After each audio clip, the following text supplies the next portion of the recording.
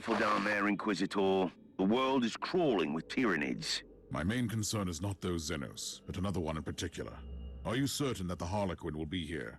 I am, as much as one can be, certain about Harlequins. But I know her, and I'm confident you'll meet her.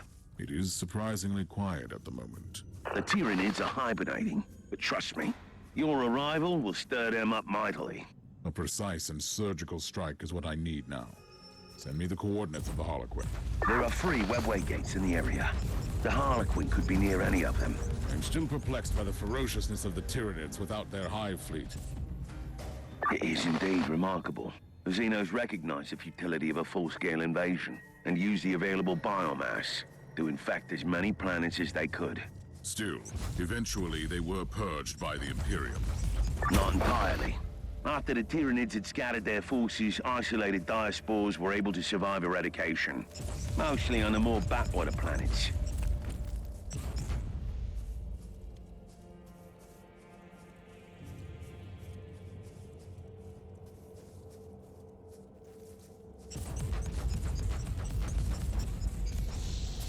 Die, unclean! Overheat! How's that saying go about plans extending beyond contact with the enemy? Well, it happens. If the surgical strike does not work, we can always try brute force.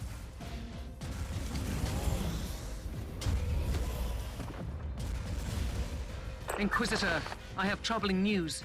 Judging by the Argo reconnaissance, the entire area is showing Tyranid activity on immense scale.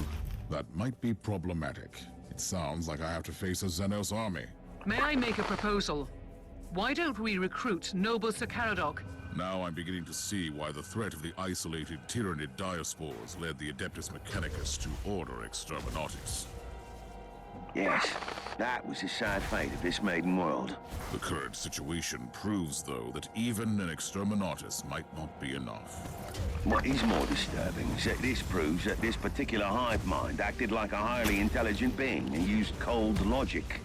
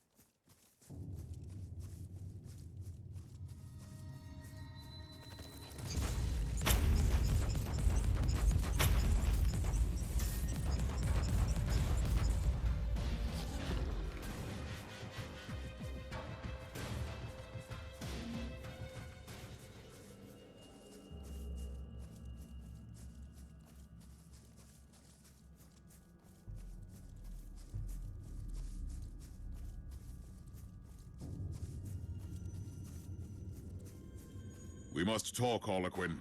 Seriously this time. I have fought my way here. No, human. You have barely started fighting.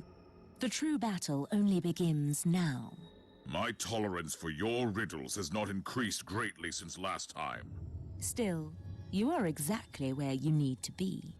Not far from here, upon the plains of despair, where the towers no longer sing laments, lies the ruin of the Shrine of the Prophecy. I've warned you about talking in riddles, haven't I?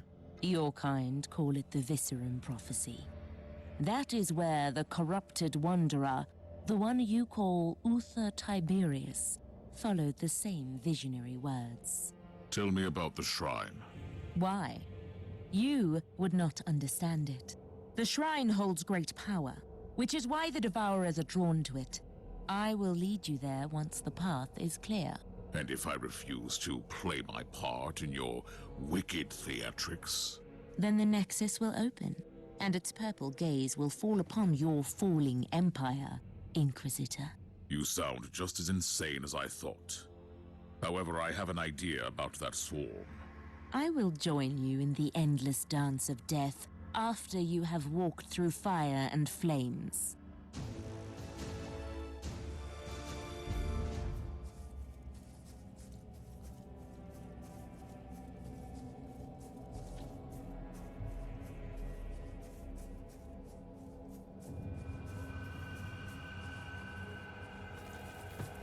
For the Emperor!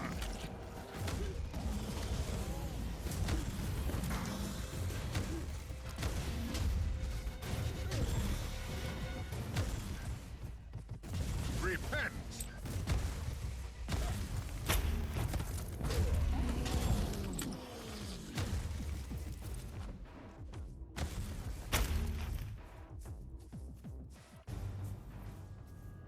I rarely say this, Inquisitor Mercer, but considering the fate of this world, I'm beginning to understand why you treat the Eldari as potential allies. We fear the alien, and for a very good reason. But sometimes, you need to recognize that some of them are waging the same hopeless war for existence in a hostile galaxy that we are.